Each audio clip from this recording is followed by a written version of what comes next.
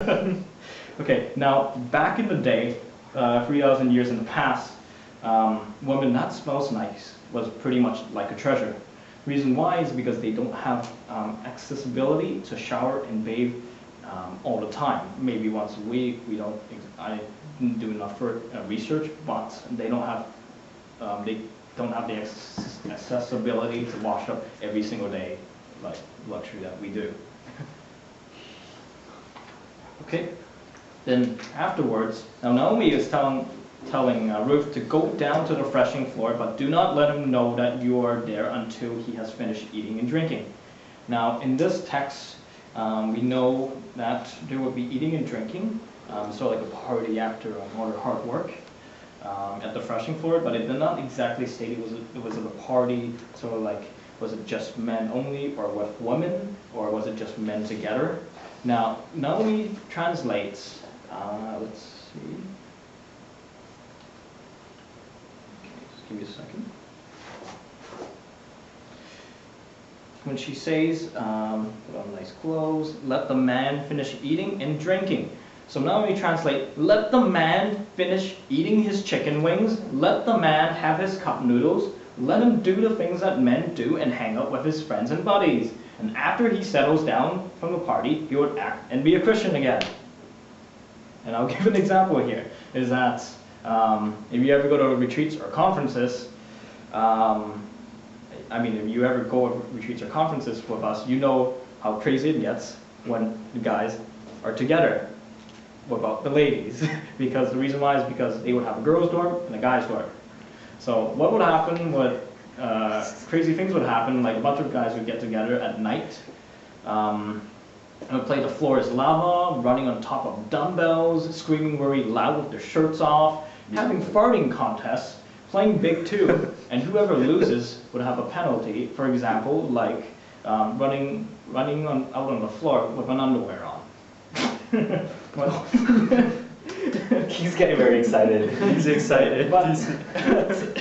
And then next morning, and these guys see any of the ladies, and all of a sudden he would become civilized and a Christian again.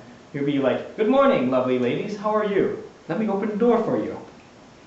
Anyways, so Naomi is telling her to confront Boaz after he settles down from the night. Now, in the text, it also mentions drinking as well. I want to at least cover this a little bit, but not get into a long discussion about this topic about Christian and drinking, and is that a sin? Let's go to the next slide. Now, as some of you may be confused or not following God's decree, particularly in this issue. Now, you can Google it up yourself. I can provide the link if you want to.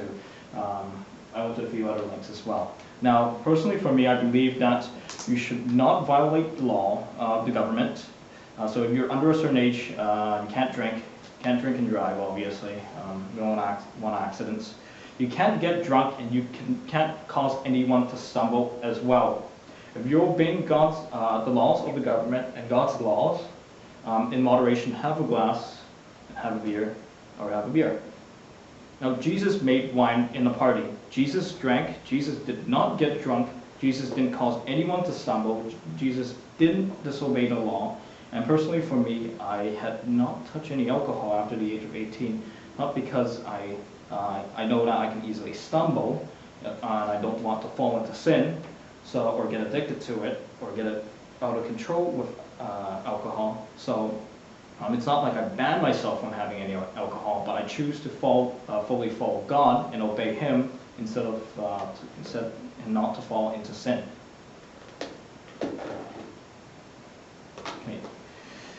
Okay, let's continue reading. Chapter 3, verses 4 to 6. When he lies down, look the place where he is lying, then go and uncover his feet and lie down. He will tell you what to do. I will do whatever you say, Ruth answered.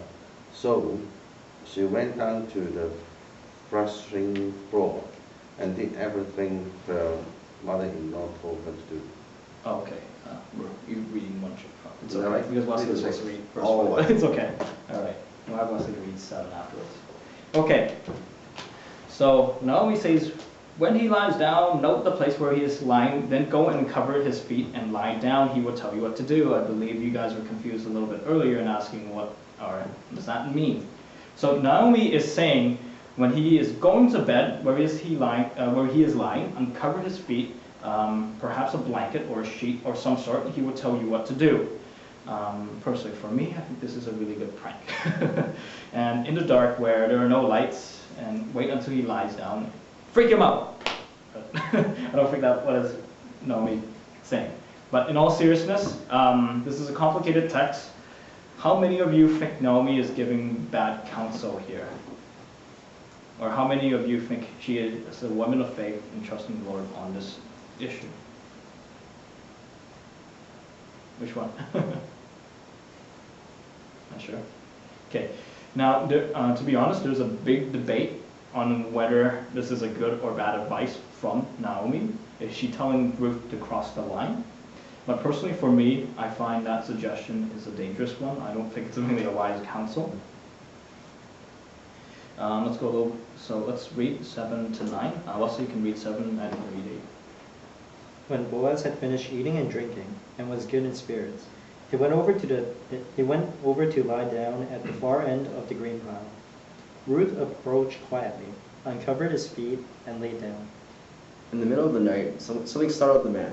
He turned, and there was a woman lying at his feet! Exclamation. You want to read that? Who are you? He asked. And that's it for 9. Oh, there's a lot more. I am your servant Ruth, who said, "Spread the corner of your garment over me, since you are a kinsman redeemer." Okay. All right.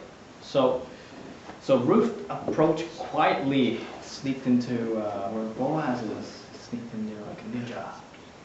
Softly uncovered his feet and laid down in the middle of the night. And Boaz waked up and he is startled and he's like, "Freaked out! Whoa, who's this woman, right? Who are you?" So I'm going to turn to a different text. Can you go to the next? Go back. I think I messed it up. Anyways, so I'll explain here. Let's turn to Josiah I'll read Josiah chapter 9, verse 1. Now that text says that the prostitutes would come out and also come out to the threshing floor because guys would have a few drinks. Not all of them were godly.